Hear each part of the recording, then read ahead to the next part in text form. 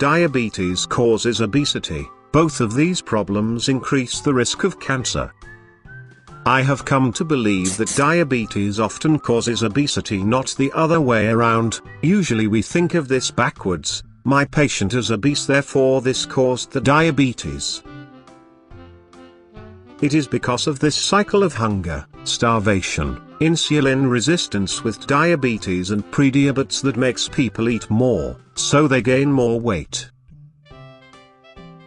People are still hungry after ingesting a lot of calories, and because of insulin resistance, poor food choices, and lack of exercise.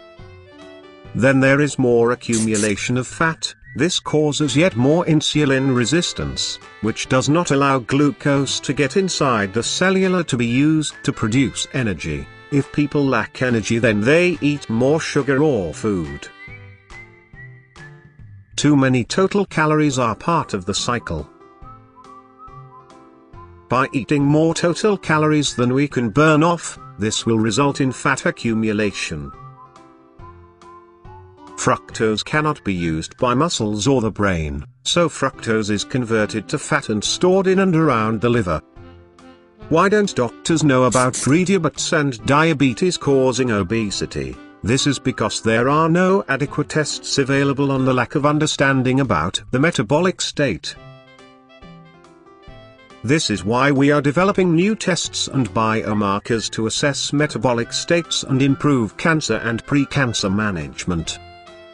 The diabetes may become more readily diagnosed when obesity occurs, and this is part of the problem. Once metabolically induced obesity has occurred, the glucose levels may be now quite high and finally a diagnosis is made of diabetes. I devoted a lot of materials and evidence of this in my book called Prediabetes. This is another reason I have worked so hard to discover new ways to get an early diagnosis of metabolic problems such diabetes that can also help to treat and prevent cancer.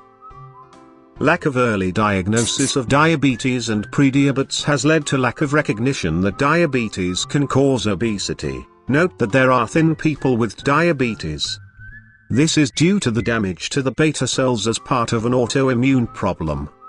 It is also true that diabetes is considered an autoimmune problem. So is cancer. The immune system does not work right when metabolism is out of balance, resulting in an immune adverse cellular environment that is toxic, acidic, hypoxemic, and full of inflammation. More evidence of my diabetes can cause obesity theory is the epidemic of obesity has occurred since the 1970s that coincides with the introduction of high fructose corn syrup and ingestion of bad fats, such as the trans fats. The rate of diabetes and prediabetes has also increased in epidemic proportions. It makes sense to me if we found early metabolic problems and treated them, we would save a lot of people from the complications of diabetes, cancer, heart disease, and other degenerative diseases. That is why it is important to understand the metabolic role of cancer and related diseases.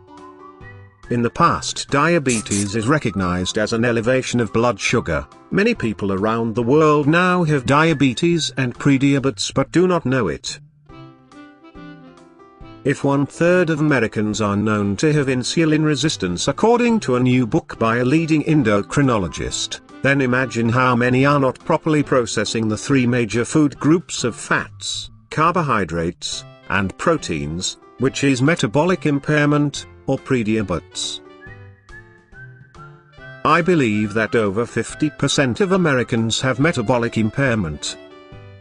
Diabetes, the sugar problem, costs will soon be over $280 billion a year in the US. However, if you add all the undiagnosed diabetes and prediabetes and associated problems, the cost is dramatically higher.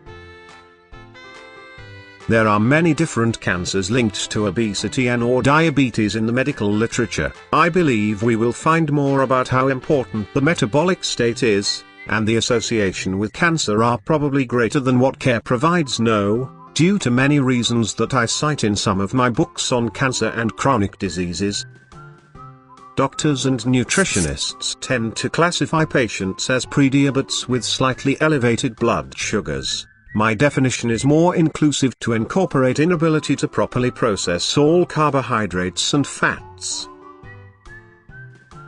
The reason that I want to expand the diagnosis is to better find and stop problems with metabolism that lead to overt diabetes and related diseases caused by these metabolic problems.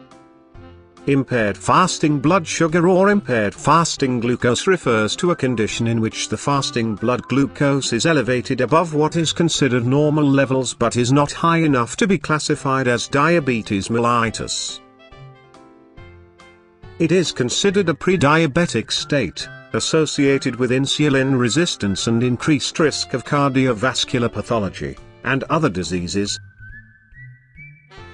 Impaired fasting glucose tests have a lesser risk than impaired glucose tolerance.